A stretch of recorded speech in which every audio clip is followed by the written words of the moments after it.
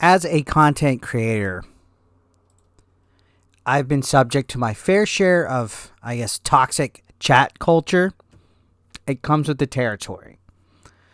Negative comments and harassment are unfortunately all too common on YouTube, Twitter, Twitch, Facebook, Instagram, you name it. If people interact on that platform, if it's a form of social media, there's going to be toxic chat culture on there. And it can be pretty difficult on how to handle it, especially if you're trying to wet your feet, get your feet in here and start making content.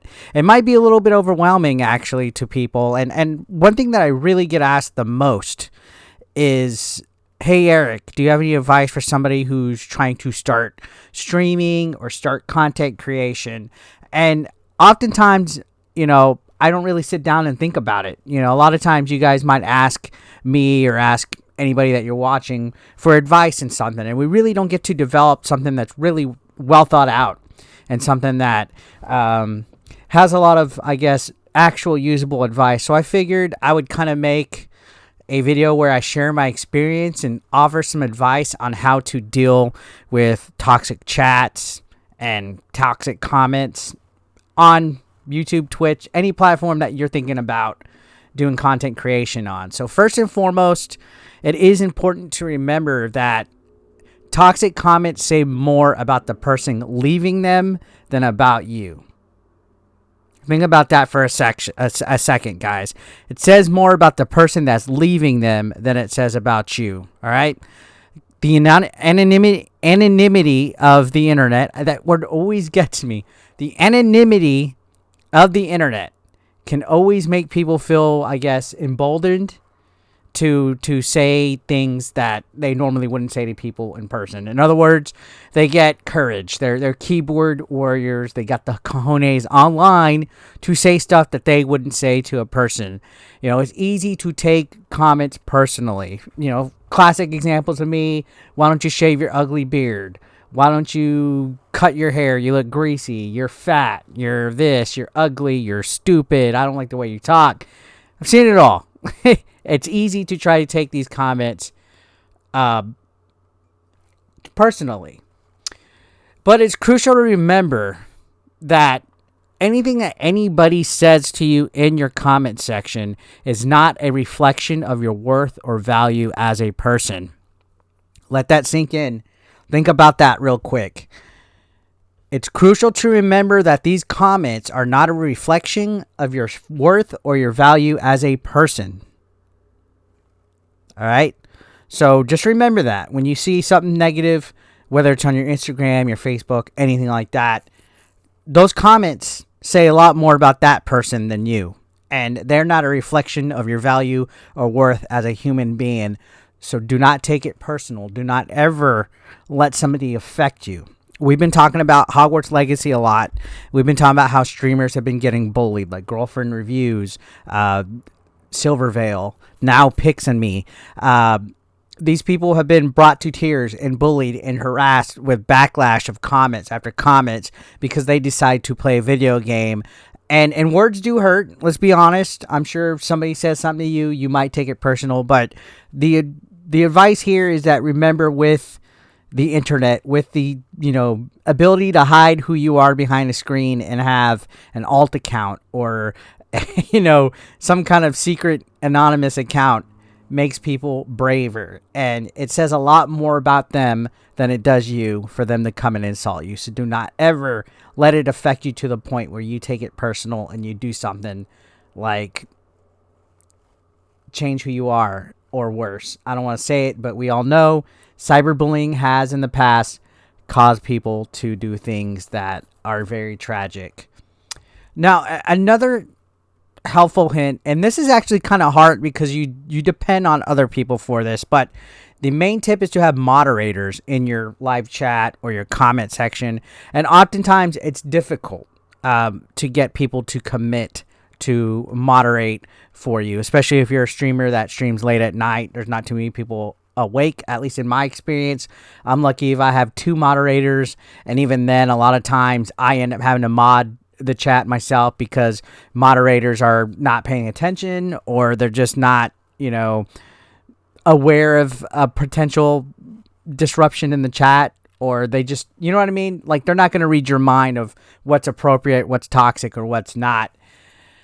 But they do help when it comes to filtering out certain toxic comments, certain toxic problems. You know, they help create a safer, more positive environment for your community as a whole.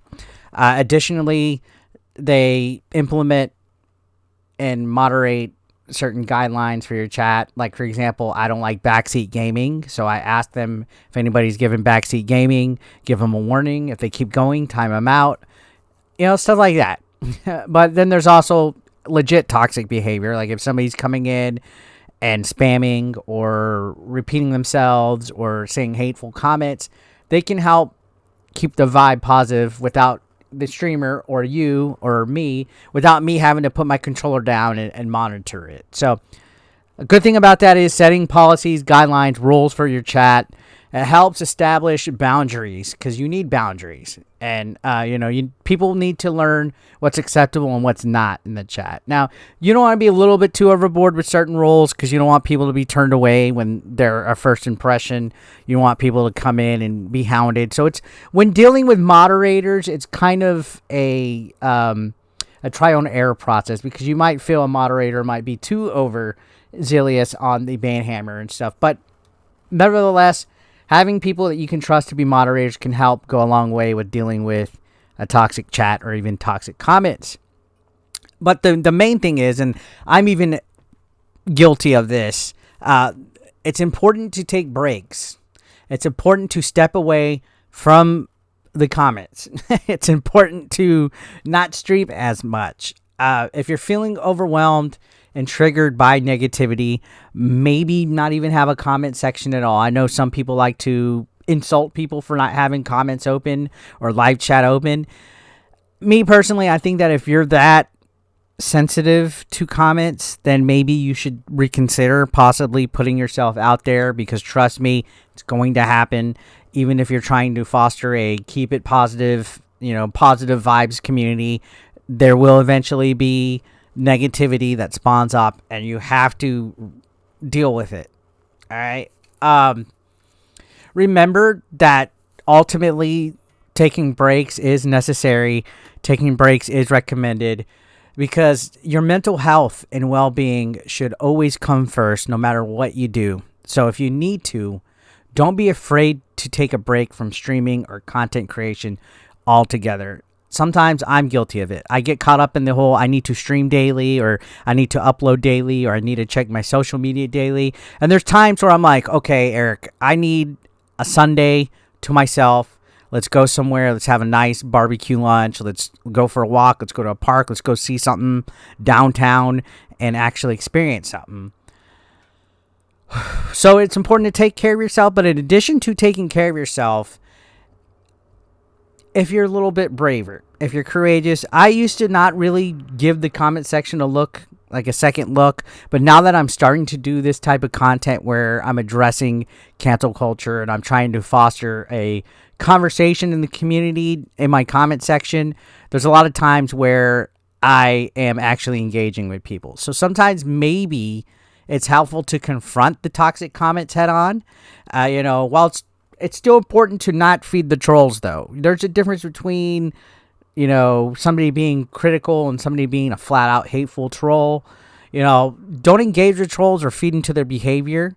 I think if you keep it positive, if you keep it professional, if you empower yourself to call out their behavior. Like for me, the thing that's been helping is thanks for leaving the comment. I don't understand why you're so angry, though.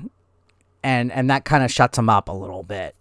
Set the record straight on them just a tad bit. I think it also helps to signal other viewers that see that you're responding to it, that toxic behavior's not tolerated. So if you address it head on, just as long as it's not, you don't want to add to the disruption, especially if it's like in a live stream. You don't want to pause it for every single person that is acting like a pain in the butt. You have to pick and choose your battles. For me, I'd rather deal with it in the comments and handle it there than in the middle of a live stream. Now, the main helpful tip because the one thing that you do not want to ignore is the positive side of your community. You want to acknowledge the helpful and friendly positive comments and support first. If only the negative stuff gets a reaction, then that's going to foster negative people. People are gonna be like, oh, he only notices negative stuff. Screw that. I'm no longer gonna support this guy. I'm no longer going to say nice things because he doesn't care, right?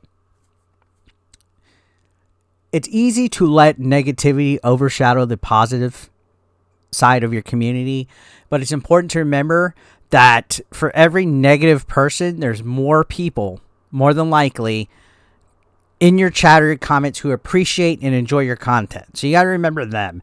You know, not everybody that supports you is going to be as loud as the people who hate you. Your haters are ultimately your biggest fan, but a lot of people are just quiet. A lot of people enjoy the content, they support it, and they don't partake in any kind of convo. But just remember, there's more people that are silent or positive than there are vocal and negative.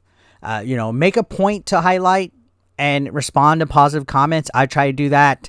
I try to remember names. When I meet people at conventions, I put a name to a face. Let comments uplift and motivate you, because at the end of the day, when you do a panel, when you meet a fan, when you sign an autograph, when you take a photo, when you respond to a positive comment, when you receive a gift in your P.O. box, it's because of that positive side of your comment section in your community. And that is worth more value than anything any kind of nameless troll could ever say about you. Now, remember also that you're not alone with dealing with this. Every person that's a public figure of some sort of form, even if they're not a content creator, celebrities, movie stars, sports athletes, people at, government jobs, people that work in churches or work in schools, everybody deals with some kind of toxic, negative behavior. It's just with the internet, it's a little bit more anonymous than, when you're streaming and stuff. This culture, it's just part of it. Internet has destroyed everything as far as that. But remember, you're not alone. It's unfortunately prevalent on all social media, and everybody goes through it at some point in their content creation experience. Everybody goes through it. So you are not alone in that. So reach out to other streamers, reach out to other community members, and ask for support or just somebody to talk to. Solidarity is always really good, right? So working together to create a more positive environment, it helps combat the toxic culture ultimately, and it creates a better vibe for everybody. That's why I stick to, certain channels and stuff. Like, nobody, first of all, is going to tell me what I can or can't do online or where I can comment or can't. Nobody's going to scare me off any platform or anything like that. So yeah, find people to talk with.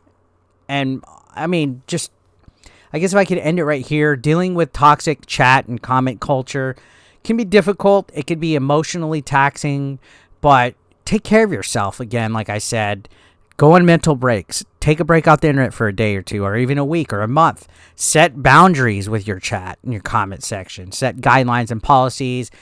Get moderators and focus on the positive aspects of it so you can create a more enjoyable experience, not just for everybody, but for yourself, right? Because if you're not having fun, your viewers aren't going to have fun. They could tell if you're upset or if something's getting to you. So make it more positive for yourself, because what's the point in doing this if you're not having fun, right? And again, remember, you're not alone. Get support, get some friends, and you can work towards having a more positive community. So I just wanted to share that with you guys. Hopefully, if you're somebody that's just starting out, or even if you're not just starting out, maybe you're starting to get trolled for the first time ever, hopefully this helps you out. I just want to sit down and change things up a little bit. You know what I mean? Just let's talk. So thanks for watching, guys. I'll see you on the next one.